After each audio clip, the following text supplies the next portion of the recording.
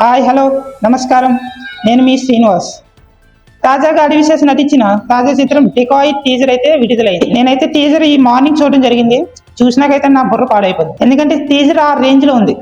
నిజంగా చెప్పాలంటే చాలా అంటే చాలా బాగుంది. అడివిశేష్ తనకంటూ ఒక మార్క్ వేశాడు ఈ టీజర్ లో. అండ్ ఈ మూవీలో హైలైట్ గా నిలిచింది ఏంటంటే Nagarjuna classic movie hello brother లోని కన్ను పెట్టరో కన్ను కొట్టరో ఈ సాంగ్ అయితే తీసుకుని మిక్స్ చేసి టీజర్ ని కట్ చేయడం జరిగింది.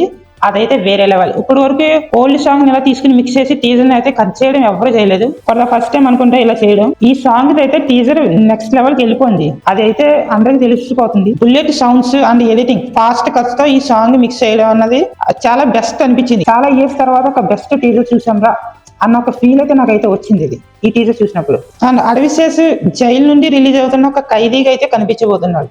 అతన్ని డ్రాప్ చేయడానికి ఒక టాక్సీ డ్రైవర్ కింద మృణాల్ ఠాకూర్ అయితే హీరోయిన్ గా కనిపిస్తుంది ఈ మూవీలో. ఇంకా ఇదే మూవీలో సునీల్, ప్రకాష్ రాజ్ ఇంకా తదుపరి నటులు అయితే చాలా మంది ఉన్నారు. క్యాస్ట్ అండ్ క్రూ అయితే ఒక పెద్ద హీరోకి ఎలా అయితే ఉంటుందో ఆ రేంజ్ క్యాస్ట్ అయితే ఉంది ఈ మూవీలో. క్వాలిటీ పరంగా అయితే నెక్స్ట్ లెవెల్ అయితే వచ్చింది ఇది ఖచ్చితంగా. ఇంకా అడివిశేష్కి తనకంటూ ఒక సెపరేట్ ఫ్యాన్ బేస్ ఉంది. ఒక థ్రిల్లింగ్ మూవీస్ కి తనంటూ మార్క్ వేశాడు ఇండస్ట్రీ టాలీవుడ్ లో. ఒక క్షణం, ఒక గుడాచారి, ఒక హిట్, అలాగే మేజర్, ఇవన్నీ వరుస హిట్లు. అడివిశేష్ బ్యాక్ టు బ్యాక్ ఇచ్చిన తర్వాత వస్తున్న ఈ మూవీపై భారీ అంచనాలు అయితే నెలకొంది. ఈ మూవీ నెక్స్ట్ ఇయర్ మార్చి 19 అయితే రిలీజ్ అవబోతుంది. అండ్ మార్చి 19 అంటే తర్వాత మే నెలలో గుడాచారి 2 అయితే రిలీజ్ అవబోతుంది.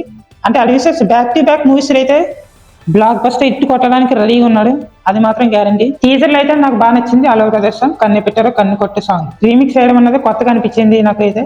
నాకు ఇంకా మూవీ ఎప్పుడెప్పుడు రిలీజ్ అవుద్ది, ఎప్పుడెప్పుడు చూద్దామా అన్న ఒక ఆసక్తి అయితే వచ్చేసింది ఈ మూవీ. అంటే స్టోరీ కూడా కొత్తగా ఉండబోతుంది అనిపిస్తుంది టీజర్ చూసినాక. అంటే హీరోయిన్ కి అయితే మృణాల్ ఠాకూర్ అయితే ఉంది. ఫస్ట్ అయితే శృతి హాసన్ అనుకున్నారు.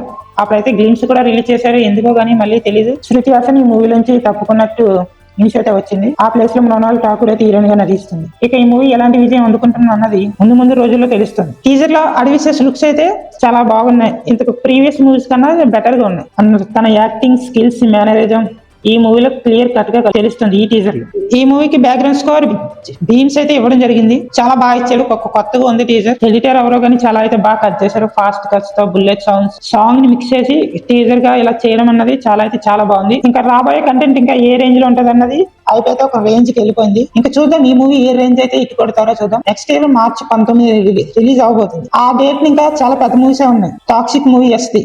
అండ్ రణ్వీర్ సింగ్ ది కొత్త మూవీ కూడా అప్పుడే రిలీజ్ అవబోతుంది. అయితే ఈ అన్ని మూవీస్ ని తట్టుకుని ఈ మూవీ ఇట్టు కొడుతుందా లేదా అన్నది చూడాలి.